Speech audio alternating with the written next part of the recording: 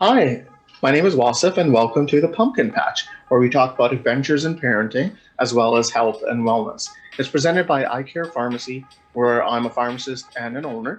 So if you have any questions about the podcast or need help with a prescription, you can feel free to text me at 780-705-8871. We provide free delivery as well as expert advice all throughout Edmonton, Sherwood Park, St. Albert, Beaumont, as well as even Stony Plain. So if you do like the podcast, please give us a 5-star rating and hit subscribe. Thanks so much for dropping by, and I hope you enjoy our little conversation here. Thanks. Bye. Hi, my name is Wasif, and welcome to the Pumpkin Patch. On the Pumpkin Patch here, Pumpkin Patch podcast, we talk about all things in regards to like family health and wellness, as well as just general questions about your health as well. If you have any questions about the podcast or you need help with your prescription, feel free to text me at 780-705-8871, where we deliver your prescriptions with expert care. Also, as well, we provide free delivery all throughout Edmonton, Sherwood Park, St. Albert, Beaumont, and Spruce Grove. So yeah, that phone number again, 780-705-8871. And I'm here with my good friend, Dakton Tran, who I went to pharmacy school with. Also, as well, he's starting to become a physician at the University of Calgary. Thanks so much for joining us, Dakton. Oh yes, yeah. Thank you so much for having me, Wasif. This is a Yeah, yeah. privilege and an honor. Yeah, sure. Yeah, to all six of our listeners out there, yeah, privilege and an honor.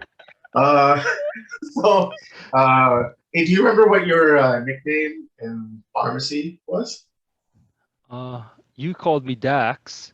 Yeah, yeah. I think in pharmacy I remember the last I was voted that I would be late for every single important event, something like that. What wasn't I voted to be? Wasn't there something like that?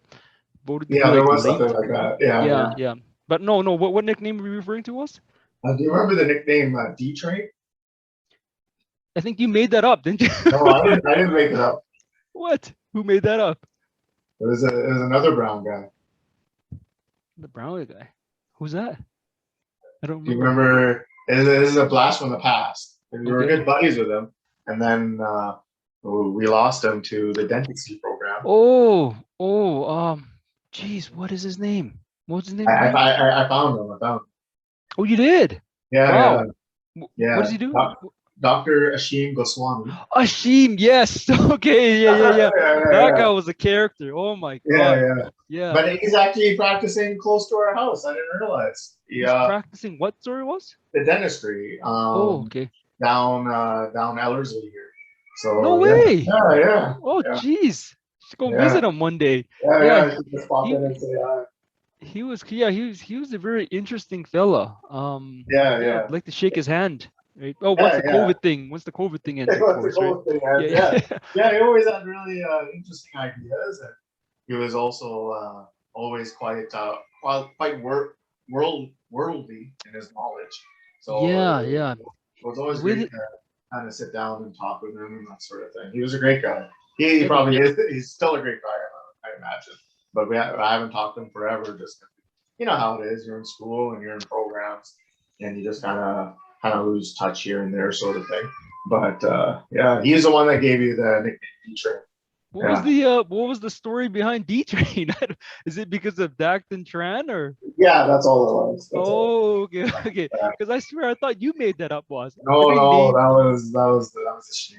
He was something like you got to get on that D train, D train, right?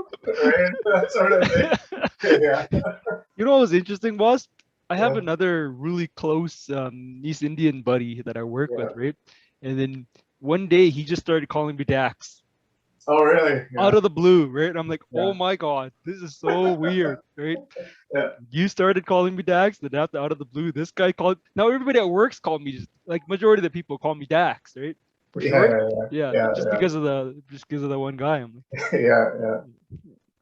Yeah. Do you like? I know you're full time in med school and stuff. Do you still do any pharmacy on the side? No, not really. Not. Hey, boss, maybe you should edit this part out. I'll tell you about it later. Oh, okay, okay. yeah, yeah, yeah, just, yeah, just like, here. I'll go off script right now. Okay, boss. You're gonna, Okay. yeah. Like I've actually been like calling like you know what? Yeah, yeah, Later, yeah. We'll later. just talk about later. We'll talk about later. Okay, okay. That's funny. But yeah, so I just wanted to talk a little bit about our third topic in this series is just talking about the COVID third doses. So I think here in Alberta, Canada, there's been a little bit of confusion in the third doses. I think that's because like Alberta had when the COVID-19 vaccines first came out, there was at one stage there was priority given to people who were immunocompromised. Specifically, I'm talking about like, excuse me, diabetic patients or patients with asthma because they were just more at risk. So they were prioritized a little bit more. And now COVID-19 vaccinations are being the third doses are being prioritized for patients who have specific types of immunocom specific types of immunosuppression, but it's not the same level of immunosuppression that we saw previously at a previous stage, right? So now it's like specifically groups that are under kidney dialysis, undergoing chemotherapy, or they have autoimmune disease, or they're using kind of like what we call biologics, which kind of suppress the immune system, or who have had organ transplants. So I think that's where some of the confusion is coming from. But from talking to you, outside of the podcast, you had mentioned that some countries have started on the third doses as well. So, which was it? I think you were saying Israel has started with the third dose in there. Yeah, yeah, from my understanding, Israel's is probably one of the first. That's where we're getting most of our information from in regards Yeah, to yeah, the potential waning effects of these shots. The thing is, what they're doing, from my understanding, is that they're giving it to the general public. It's not just the yeah. immune compromised portion of the Yeah, public. Yeah. anyone who's 12 and up, and it's been more than 5 months since they're finishing their series, they're eligible for, the third doses in Israel. Yeah, and Yeah. then it's a little bit different than like say the States, which is I think it's about 8 months, right? They were saying in the States. Yeah, the States is kind of a hot potato right now, from my Yeah, understanding, yeah. in that I don't know why they don't really, you don't really read about this, but supposedly two of the FDA commissioners who were involved with figuring this out, they resigned their positions Oh, because yeah, it's insane. I was reading about it, and I don't know if this is hearsay or not, was that the administration was putting too much pressure on them to kind of force the approval of the third doses, oh, okay. because really it really isn't enough kind of science to back the third dose for the general public. Of course, in Yeah, these yeah, individuals that are immune suppressed, like what you're talking about, if you had no spleen and things like that, yeah. it makes Because sense. the FDA made a recent decision on it. And so what they ended up doing was saying no to the general public, but they said that yes for immunocompromised or seniors. Seniors, yeah, Yeah. my grandma actually. I actually just got a call from the nursing staff there Oh, at okay. the place. My grandma got her third dose. Okay, okay, Right. nice. Yeah, Yeah, so they yeah. are rolling it out in Yeah, they're in doing it Alberta now. in they're doing it in homes too, and that sort of thing too. I don't know if you're yeah, they're doing it in homes as well for their doses. Just but yeah, it makes sense because like, if you're in a home and the whole population there is a little bit more vulnerable. So, they're more susceptible to an outbreak. Also, as well, seniors or people who are severely immunocompromised, they're kind of prioritized just because of the situation they're in. They're most likely to see a dip in what we call like teethers, or Yeah. just the response that they would normally get over time wanes quicker than it would for the general public. So it makes sense to kind of prioritize them first to make sure, because they're the most vulnerable, that they get the third dose first. Yeah.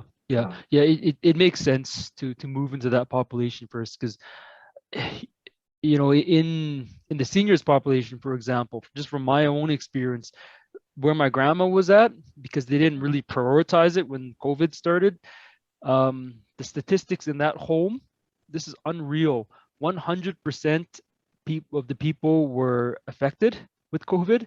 30% had a mortality rate in this home. Everyone got COVID? Everybody in the place got COVID. It spread like wildfire. It was insane, and was 30% mortality. Oh, that's bananas. Right? Yeah, like how usually this is a really sad kind of look at it, but in the past it was very difficult to get space in these beds, like to get beds in these homes.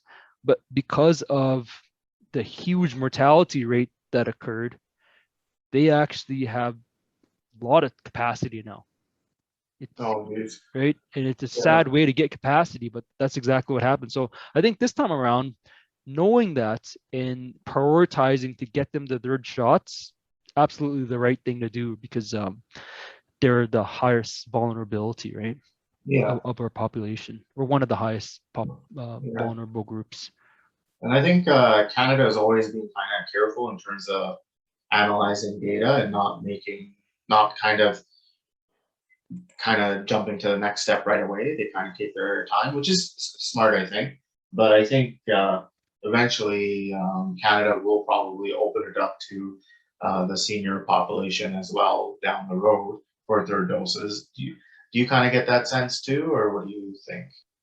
Yeah, I think like as long as the data is good, it makes sense. But at least they have like Israel and the United States to look at in terms of to see what their responses are. And I think if the data is good there, then they'd be more apt to kind of open it up to just a little bit of a wider population. Not everybody, but just a wider population.